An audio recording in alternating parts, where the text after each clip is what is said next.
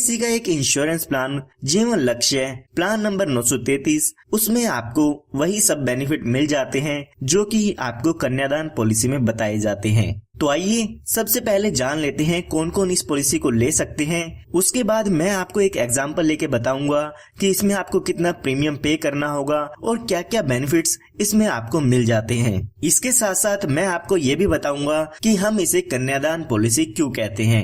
तो सबसे पहले जान लेते हैं कि इसमें मिनिमम एज कितनी है इस इंश्योरेंस पॉलिसी को लेने के लिए, यानी कि कम से कम कितने साल का व्यक्ति इस इंश्योरेंस पॉलिसी को ले सकता है। तो यहाँ पर मिनिमम एज दी गई है 18 साल की, यानी कि कम से कम उम्र आपकी 18 साल की होनी चाहिए अगर आप इस इंश्योरेंस प्लान को लेना चाहते हैं। 18 साल से कम के व्यक्ति इस इंश्योरेंस पॉलिसी को नहीं ले पाएंगे।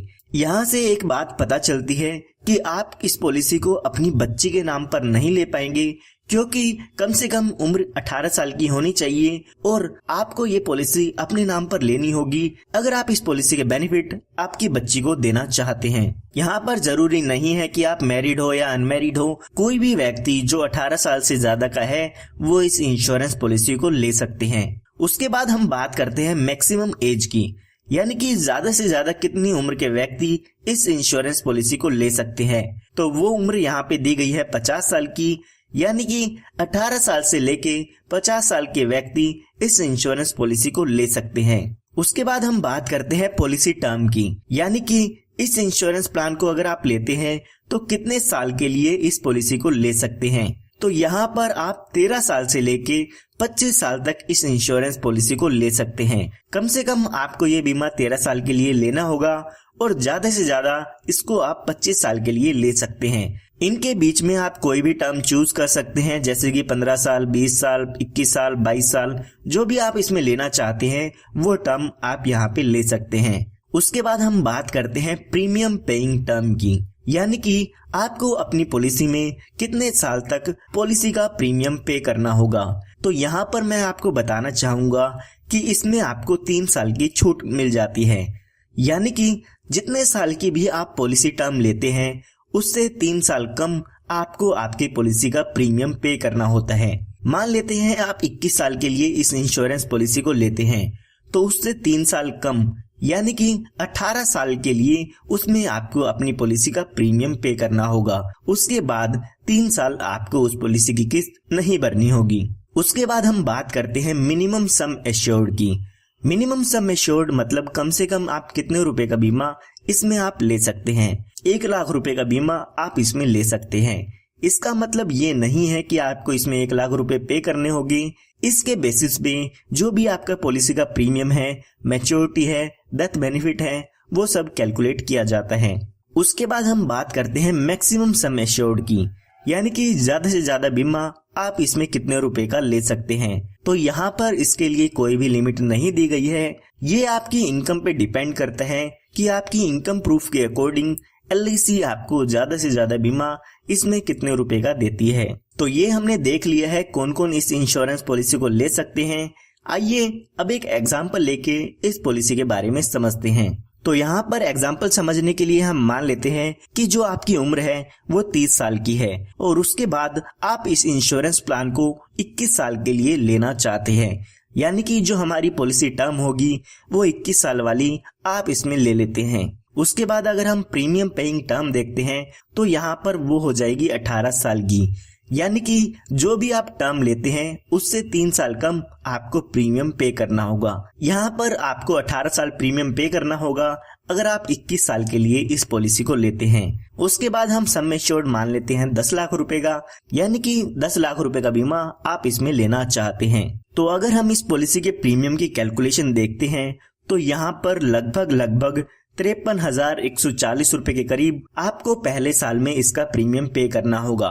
उसके बाद बाकी के बचे सालों में आपको 51,995 रुपए एक साल में इसका प्रीमियम पे करना होगा।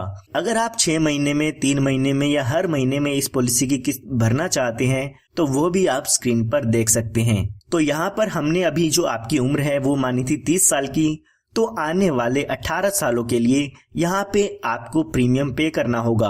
यानी कि जब तक आप 48 साल के होगे तब तक आपको इस पॉलिसी में प्रीमियम की पेमेंट करनी होगी।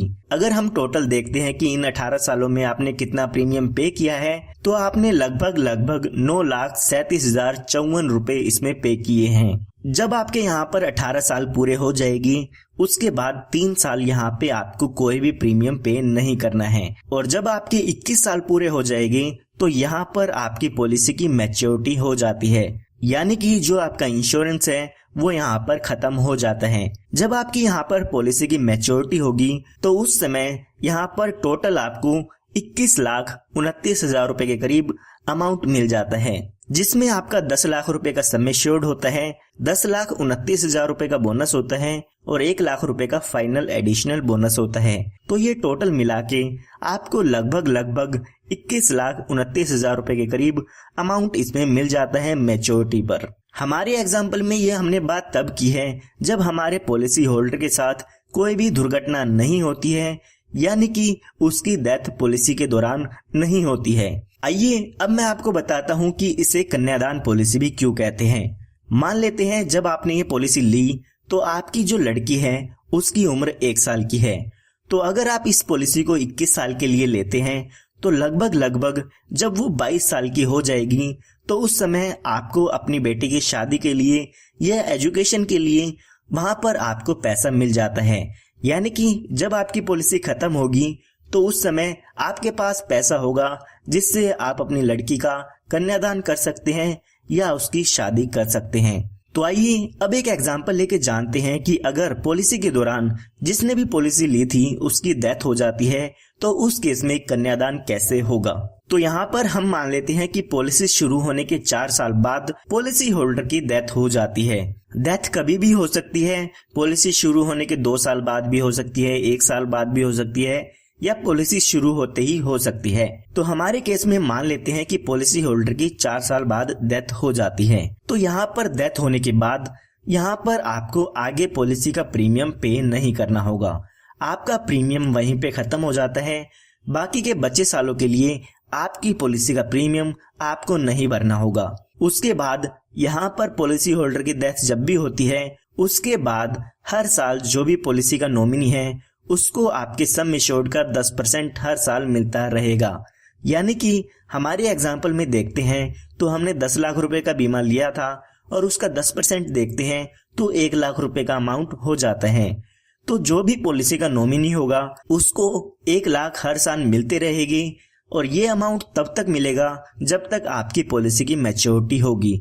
यानी कि हमारे केस में देखते हैं तो 4 साल बाद डेथ होती है तो बाकी के बचे 17 साल हमें 1 लाख रुपए मिलता रहेगा, जो कि 17 लाख रुपए हो जाते हैं। 17 साल आपको 1 लाख रुपए मिलता रहेगा तो 17 लाख रुपए का अमाउंट यहाँ पर ये आपके पास हो जाता है। इसके साथ साथ जब भी आपकी पॉलिसी खत्म हो जाती है, यानी कि जो भी आपका पॉलिसी का टाइम पीरियड था 21 साल का वो खत्म हो जाएगा, तो उस समय इस पॉलिसी की मैच्योरिटी भी होती है। यानी कि जो भी मैच्योरिटी का अमाउंट था वो भी आपके नॉमिनी को मिलेगा। तो यहाँ पर मैच्योरिटी पर सम एश्योर्ड का 110% मिलता है, जो कि हुआ 11 लाख रुपए। इसके साथ साथ बोनस मिलेगा 10,29,000 रुपए का और 1 लाख रुपए का फाइनल एडिशनल बोनस मिलता है। तो यहाँ पर मैच्योरिटी के समय 22,29,000 रुपए मिलेंगे अगर डेथ का केस है। तो यहाँ पर अगर डेथ के टाइम पर मैच्योरिटी होती है तो उस समय 22,29,000 रुपए यहाँ पर मैच्योरिटी पर मिलते हैं। हर साल आपको 1 लाख रुपए तो मिलेगा ही मिलेगा। जितने साल भी आपकी पॉलिसी के बचे हैं उतने साल तक आपको हर साल पैसा मिलेगा। साथ ही साथ इस पॉलिसी में मैच्योरिटी भी होती है। तो यहाँ पर अगर आप अपनी बच्चे के कन्यादान के लिए इस पॉलिसी को लेना चाहते हैं तो यहाँ पर आप देख सकते हैं कि अगर आपकी पॉलिसी के दौरान डेथ भी हो जाती है तो आपकी बच्चे के लालन पालन के लिए भी यहाँ पे पैसे मिलते रहेंगे। साथ ही साथ जब आपकी बच्ची शादी के लायक हो जाएगी तो उस समय भी आपको यहाँ पे पैसे मिल जाते हैं ताकि बच्चे की शादी हो सके। तो यहाँ पर मैं आपको फिर से बताना चाहूंगा कि इस पॉलिसी को कोई भी ले सकते हैं, जरूरी नहीं है कि आप अपनी बच्ची के लिए इस इंश्योरेंस पॉलिसी को लें। जो भी 18 साल से ज्यादा के व्यक्ति है वो इस इंश्योरेंस पॉलिसी को ले सकते हैं। सबके लिए इस पॉलिसी को लेने का अलग अलग पर्पस हो सकता है। उसके बाद यहाँ पर मैं आपको कुछ सजेशन देना चाहूंगा। इस पॉलिसी में आपको कुछ एडिशनल बेनिफिट भी मिल जाते हैं, जिसके लिए आपको कुछ एक्स्ट्रा प्रीमियम पे करना होता है। तो यहाँ पर उन बेनिफिट्स को आप अपनी पॉलिसी में ले सकते हैं। सबसे पहला बेनिफिट है टर्म राइडर का। अगर आप अपनी पॉलिसी में टर्म राइडर ऐड करा लेते हैं तो जब भी आपकी डेथ होगी, यानी कि नॉर्मल डेथ होगी, तो उस केस में 10 लाख रुपए का सम एश्योर्ड मिल जाता है। अगर हम अपने एग्जाम्पल में देखते हैं तो यहाँ पे हमने देखा था कि 4 साल बाद पॉलिसी होल्डर की डेथ हो जाती है। तो अगर आपने पॉलिसी में टर्म राइडर लिया है तो जब भी डेथ होगी तो यहाँ पर 10 लाख रुपए का अमाउंट मिल जाएगा, जो कि आपका सम एश्योर्ड होता है। यानी कि जो आपको बेनिफिट मैंने आपको बताए हैं वो तो मिलेंगे ही मिलेंगे, साथ के साथ जब भी नॉर्मल डेथ होती है उस केस में 10 लाख रुपए का अमाउंट और आपको मिल जाता है। इसी तरह से यहाँ पे दूसरा बेनिफिट जो आप ऐड करा सकते हैं वो है एक्सीडेंटल बेनिफिट राइडर का। यानी कि अगर पॉलिसी होल्डर की डेथ एक्सीडेंट से कारण होती है तो इसका फायदा आपको मिलता है। यहाँ पर अगर पॉलिसी होल्डर की डेथ एक्सीडेंट के कारण होती है तो जैसे कि मैंने आपको बताया, जो आपको बेनिफिट मिलने थे वो तो मिलेंगे ही मिलेंगे, साथ के साथ 10 लाख रुपए आपको एक्सीडेंटल बेनिफिट राइडर के भी मिलते हैं। यानी कि हम टोटल इस पॉलिसी के बेनिफिट देखें तो यहाँ पर अगर एक्सीडेंटल डेथ होती है और आपने एक्सीडेंटल बेनिफिट राइडर भी ले रखा है और यहाँ पे टर्म राइडर भी ले रखा है, तो डेथ के केस में यहाँ पर आपको 20 लाख रुपए मिल जाएंगे। साथ के साथ हर साल 1 लाख रुपए मिलेगा और जब आपकी पॉलिसी की मैच्योरिटी हो जाएगी, यानी कि जब आपकी पॉलिसी खत्म हो जाएगी, तो उस समय 22,29,000 रुपए का अमाउंट भी मिल जाता है। ये जो मैंने आपको 2 बेनिफिट बताए हैं वो आप अपनी पॉलिसी में ऐड कराना चाहते हैं तो ऐड करा सकते हैं। इसके लिए आपको कुछ एक्स्ट्रा प्रीमियम देना होगा। अगर आप इन दोनों बेनिफिट को ऐड करा के प्रीमियम जानना चाहते हैं कितना होगा, तो वो भी आप स्क्रीन पर देख सकते हैं। LIC ने यहाँ पर आपको एक बेनिफिट और दिया है।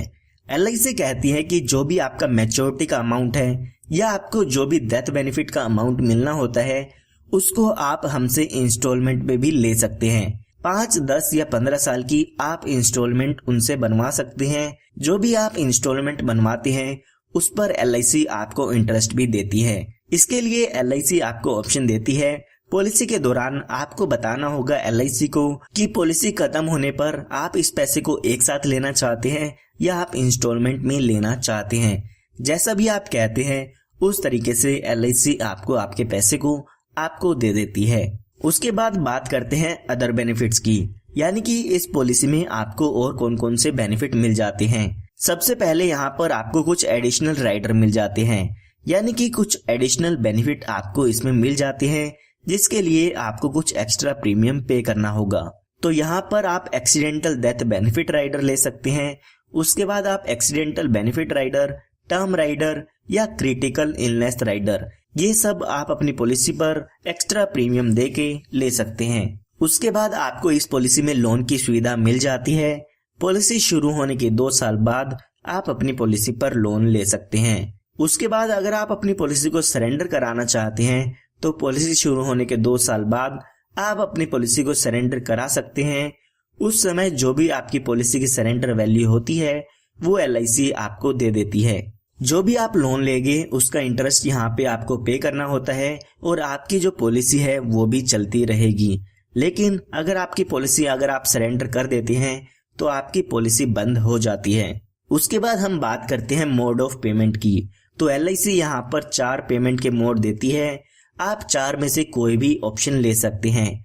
अगर आप साल में किस्त भरना चाहते हैं तो 1 साल में भर सकते हैं, 6 महीने में भरना चाहे तो वो भी ले सकते हैं, या आप 3 महीने या हर महीने में भी अपनी पॉलिसी की किस्त भर सकते हैं। उसके बाद यहाँ पे आपको ग्रेस टाइम पीरियड मिलता है, यानी कि आपको कुछ एक्स्ट्रा दिन दिए जाते हैं जिसमें आप अपनी पॉलिसी की किस्त भर सकते हैं। उसके लिए यहाँ पे आपसे कोई भी लेट फीस नहीं ली जाएगी। तो यहाँ पर अगर आपने मंथली पेमेंट मोड लिया है तो यहाँ पर आपको 15 दिन एक्स्ट्रा दिए जाते हैं ड्यू डेट से, कि आप ड्यू डेट के बाद 15 दिन के अंदर अंदर बिना किसी लेट फीस के अपनी पॉलिसी प्रीमियम की पेमेंट कर सकते हैं। इसी के साथ साथ अगर आपने ईयरली 6 मंथ में या 3 मंथ्स में अपनी पॉलिसी की किस्त भरनी है तो आपको यहाँ पे 30 दिन दिए जाते हैं। पॉलिसी की ड्यू डेट से 30 दिन के अंदर अंदर आप अपनी पॉलिसी की किस्त भर सकते हैं। उसके बाद यहाँ पे आपको टैक्स बेनिफिट भी मिल जाते हैं। जब भी आपकी पॉलिसी की मैच्योरिटी होती है तो उस समय जो भी आपको अमाउंट मिलेगा वो टैक्स फ्री होता है, उस पर आपको कोई भी टैक्स नहीं पे करना होगा। इसके साथ साथ जो भी आप प्रीमियम पे करते हैं उसकी डिडक्शन आप इनकम टैक्स में ले सकते हैं। जो भी इनकम टैक्स रूल्स हैं उसके हिसाब से आप यहाँ पे इसकी डिडक्शन ले पाएंगे। उसके बाद हम बात करते हैं रिबेट की, यानी कि अगर आप यहाँ पे ईयरली मोड चूज करते हैं तो आपकी प्रीमियम का यहाँ पर 2% आपको डिस्काउंट मिल जाता है। इसी तरह से अगर आप यहाँ पे 6 महीने वाली किस्त का ऑप्शन चूज करते हैं तो आपके प्रीमियम पर यहाँ पे 1% का डिस्काउंट आपको इसमें मिल जाता है। तो उसके बाद बात आती है रिवाइवल की। कई बार ऐसा होता है कि जो आपकी पॉलिसी है वो टाइम पर प्रीमियम ना पे करने से आपकी पॉलिसी बंद हो जाती है और उसको आप बाद में फिर से शुरू कराना चाहते हैं। तो LIC यहाँ पे आपको 5 साल का टाइम पीरियड देती है। 5 साल के अंदर अंदर आप अपनी पॉलिसी को फिर से शुरू करा सकते हैं। तो उम्मीद करता हूँ आपको LIC के प्लान जीवन लक्ष्य प्लान नंबर 933 के बारे में समझ में आ गया होगा कि इसमें आपको क्या क्या बेनिफिट मिल जाते हैं और कौन कौन इस पॉलिसी को ले सकते हैं। फिर भी अगर आपको कोई डाउट है तो कमेंट में पूछ सकते हैं और आप हमारे चैनल को सब्सक्राइब कर सकते हैं ताकि इस तरह की लेटेस्ट वीडियोस आप सभी को हमारी तरफ से फ्री में मिलती रहे।